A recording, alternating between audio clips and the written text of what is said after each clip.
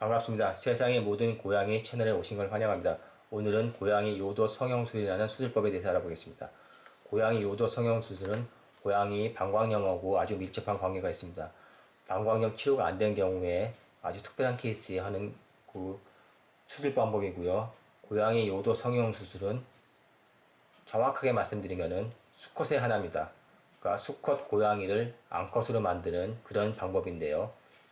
우리 사람들은 트랜스젠더라고 그러는데 고양이 수컷을 암컷으로 만들게 되면은 어떤 이점이 있냐, 또 왜 방광염에 대한 치료가 되냐 하는 그 이유는 암컷 고양이는 요도가 짧고 수컷 고양이는 요도가 깁니다. 또 암컷 고양이는 짧은데 그 짧은 구간이 구경이 큽니다. 근데 수컷 고양이는 그 내부 구조는 암컷과 동일한데 끝부분에 가서는 꺾여지면서 점점 깔때기처럼 작아지게 돼서 그 꺾여진 부분부터 또 그 작아진 부분에서는 구경이 아주 작아집니다. 그래서 보통 9분의 1 정도 작아지기 때문에 거기서부터 어떤 슬러지나 결석이 막히고 또 꺾어지는 부분에서 결석이라든지 그런 노폐물이 막혀서 그 요도 폐색이라든지 노폐물이 잘 배출되지 않아 갖고 방광염이 옵니다. 그래서 암컷으로 만들게 되면 요도가 짧아지고 그 짧아진 구간만큼은 평균 직경이 9배 정도, 그러니까 수컷에 비해서, 그러니까 예전에 비해서 9배 정도 넓어지기 때문에 노폐물이라든지 여러 가지 불순물이 잘 배출돼서 방광염에 걸릴 염려가 없다는 겁니다. 그러면 노폐물이나 이런 불순물들이 왜 방광염을 유발하냐면은 방광 내에 남아있는 노폐물들이 또 어떤 슬러지들이 뭉쳐지면서 결석이 되고 결석이 방광벽을 자극해서 방광염이 오게 돼서 염증을 일으키는 겁니다. 즉 결석에 의한 방광염이고요. 여기서 간단하게 설명드린다면 방광염이 증상은 여러 가지가 있는데 그 원인은 또 다양하게 많습니다. 세균에 의해서 생기는 방광염이 있고요. 사람들 같은 경우 여자들 많이 생기죠. 세균에 감염이 돼서도 방광염이 생기고 어떤 불순물이나 결석이 방광벽을 자극해서도 염증이 생겨서도 방광염이 생깁니다. 그러면 세균에 의한 방광염은 항생제를 처방으로써 세균을 잡아주면은 방광염이 치료가 되는 거고 결석에 의한 방광염은 결석을 제거해줘야 됩니다. 요도가 짧은, 아니 그 요도가 작은, 구경이 작은 수컷 고양이들은, 길고 작은 수컷 고양이들은 이렇게 결석이라든지 불순물이 빠져나가지 못하고 방광에 뭉쳐서 방광벽을 자극해서 결석을 만들어 갖고 어떤 염증을 일으키기 때문에 이걸 방지하고자 고양이 요도 성형술을 해주는 겁니다.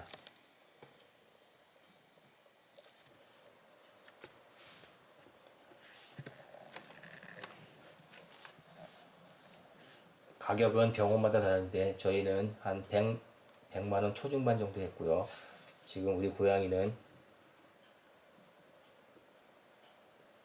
초기 2009년, 2010년도까지 잘 지내다가 한 1, 2년 지나서부터 방광염이어서 고양이 방광염 처방사료를 유리나리 사료 갖고 치료가 잘 됐습니다. 근데 꾸준히 잘 관리가 되는데 어느 순간부터 한 4, 5년 전 어느 순간부터 아무리 유리나리 사료를 먹어도 방광염이 재발이 됐다기보다는 요도가 점점 협착이 되면서 소변 자체를 보지 못하게 됐습니다. 그래서 어차피 방광염이지만은 요도가 점점 협착이 되면서 소변을 못 봤기 때문에 요도 성형수술을 결정하게 됐고요. 저희가 이 수술하기 전에 서너 번, 너댓 번 카테터를 하게 됐고, 그 카테터 하는 동안에 이게 요도가 막힐 거라고 판단해갖고 저희는 6개월 전부터 요도 성형수술 잘하는 병원이라든지 수술 방법들을 공부하고 여러 군데 알아봐갖고 지금 다니는 병원에다가 정착을 하게 됐습니다.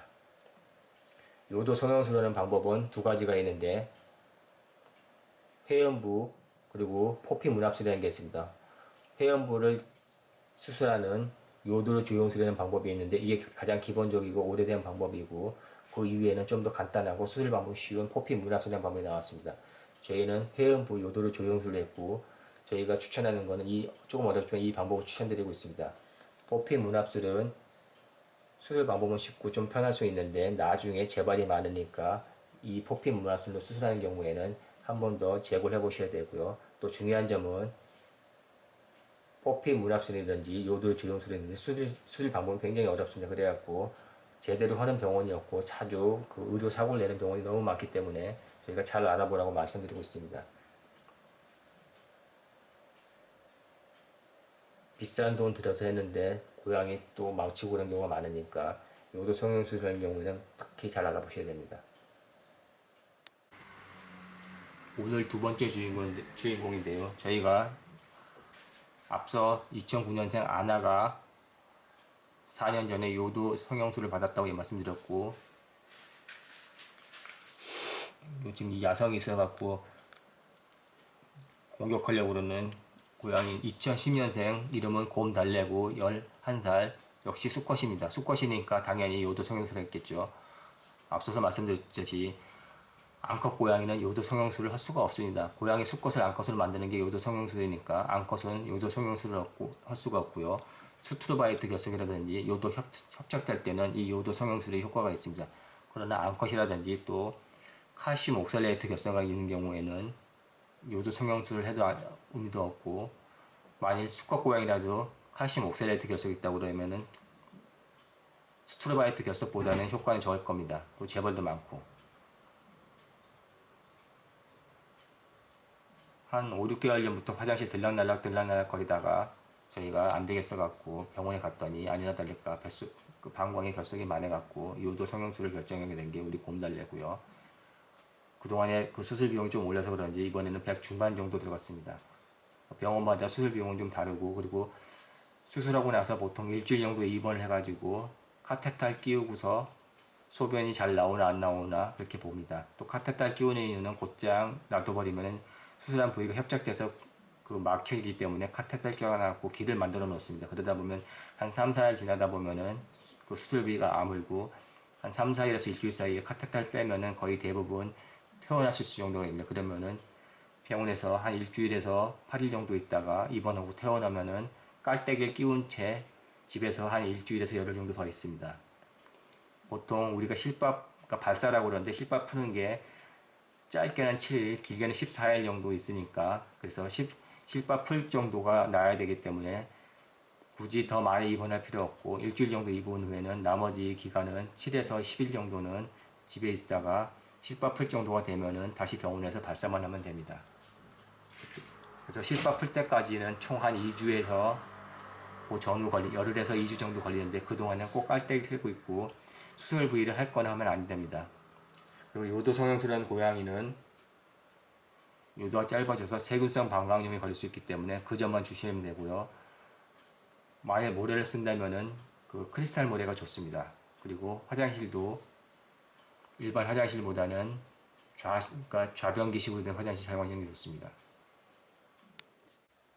지금 보이는 게 좌변기식인데요. 그 이유는 그 항문이랑 성기 주변 그쪽이 직접적으로 닿지 않기 때문에 세균에 감염된 염려가 거의 없습니다. 또 수술하고 나서는 한 달 정도는 그 수술 부위를 알코올로서 매일 하루에 한두 번씩 소독해 주시면 아주 좋습니다. 그리고 한두 달 지나면은 털도 나고 이제 정상적으로 세포가 자라나기 때문에 그 위에는 굳이 그 소독을 해 주실 필요 없고요.